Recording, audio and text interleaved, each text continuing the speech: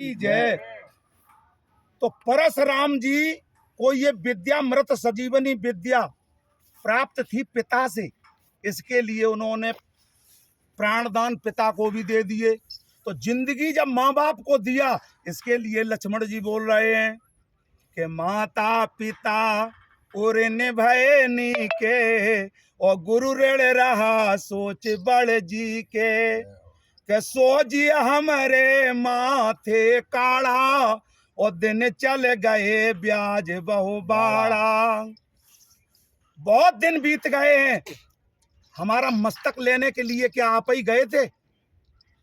लक्ष्मण जी कह रहे हैं, लक्ष्मण जी ने जितनी भी बातें बोली हैं ये सब पुरानी, और परशुराम जी जितनी बातें समझ रहे हैं सब नहीं है। मुख्य बात मतभेद केवल इतना है, वो लड़की वो धनु तोड़ी लड़काई, वो भी पुरानी है। हाँ, उसके बारे में बाद में चलाएंगे प्रसंग।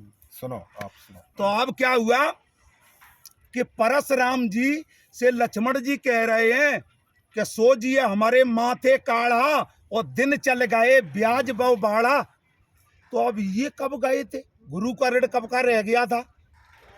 तो एक बार परशुराम जी बड़े आनंद में होके प्रभु का गुणगान करते हुए और परशुराम जी शंकर भगवान के पास पहुंचे, क्योंकि शंकर भगवान इनके गुरु थे।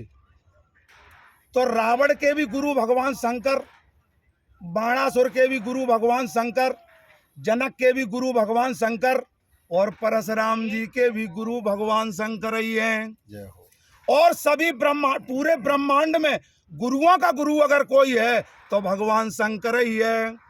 पूरे संसार को खाने वाला है, उसे हम काल कहते हैं, और काल को भी अगर कोई खाने वाला है तो उसी को हम महाकाल कहते हैं, जो आज की तारीख में उज्जैन नगरी में निवास कर रहे हैं।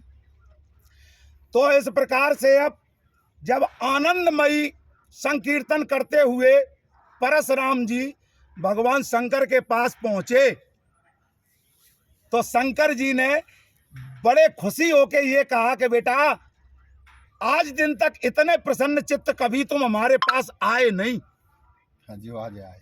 आज जितने प्रसन्न चित्त आए हो, आज आपकी भक्ति सर्वोपरि जो है वो आप धारण किए हो।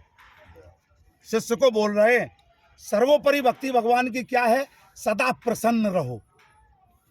और जब भी तुम आए हो तब कुछ ना कुछ याचना ही करते थे, तब मैं कुछ देता था, लेकिन आज मैं कहता हूं कि मांग लो आज परशुराम जो कुछ भी चाहिए तुमको।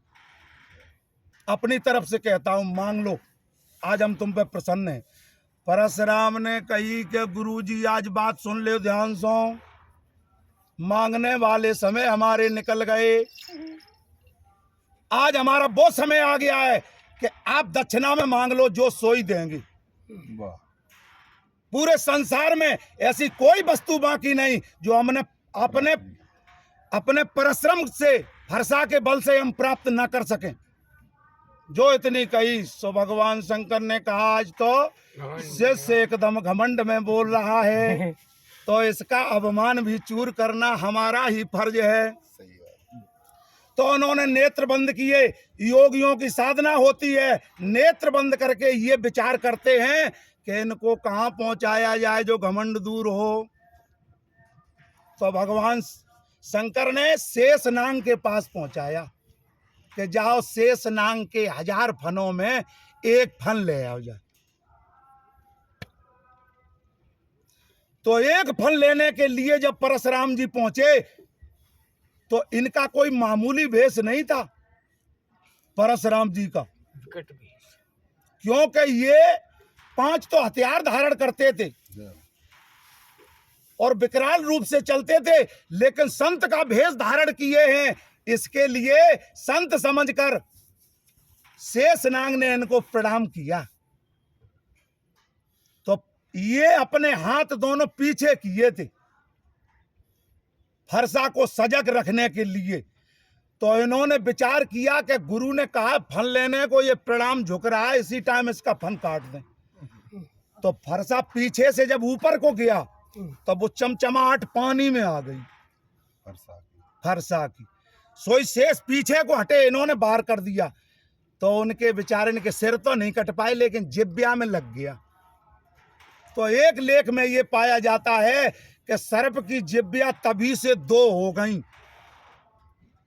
एक लेख में ध्यान देना बात पे, एक लेख में सर्प की जिब्या 2 हुई हैं जब गरुड़ जी अपनी मां की दास्ता छुड़ाने के लिए अमृत लेके आए हैं।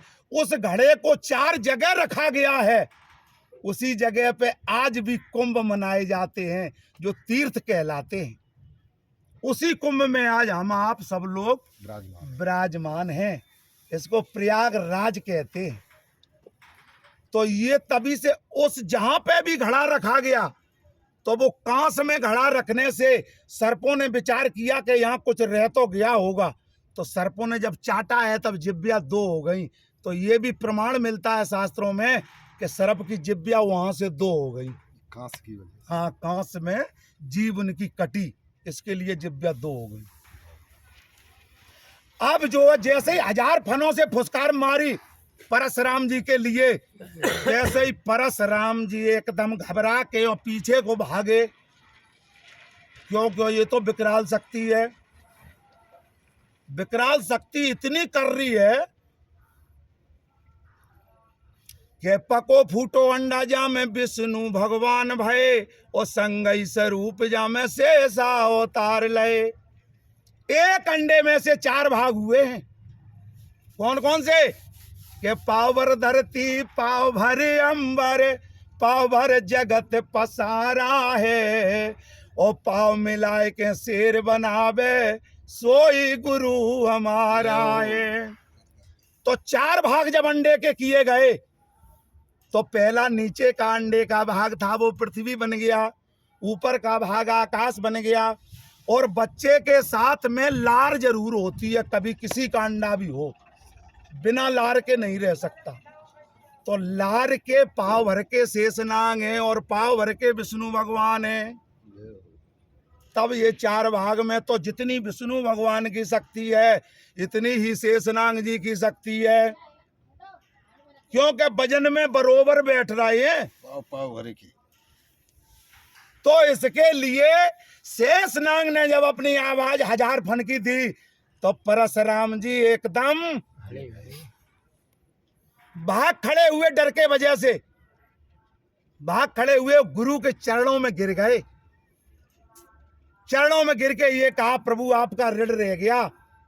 लक्ष्मण जी क्या कह रहे हैं कि माता पिता उऋण भय नी के और गुरु ऋण रहा सोच बड़ जी के। कौन सो ऋण रहेगा? भाई फन मंगाओ थे के सोजिया हमारे माथे काला और दिन चल गए ब्याज बहु बाड़ा। अब काफी दिन बीत गए हैं। अभी आने ब्यूहरिया बोली तुरंत देव में थैली खोली। भृगुपति बकाए कुठारे उठाए मन मुस्काए राम सिर नाए। लक्ष्मण जी की बात सुन के और परशुराम जी अपना फरसा पटकार पटकार के और वार्तालाप करने लगे। बोल शंकर भगवान की जय। बीच में एक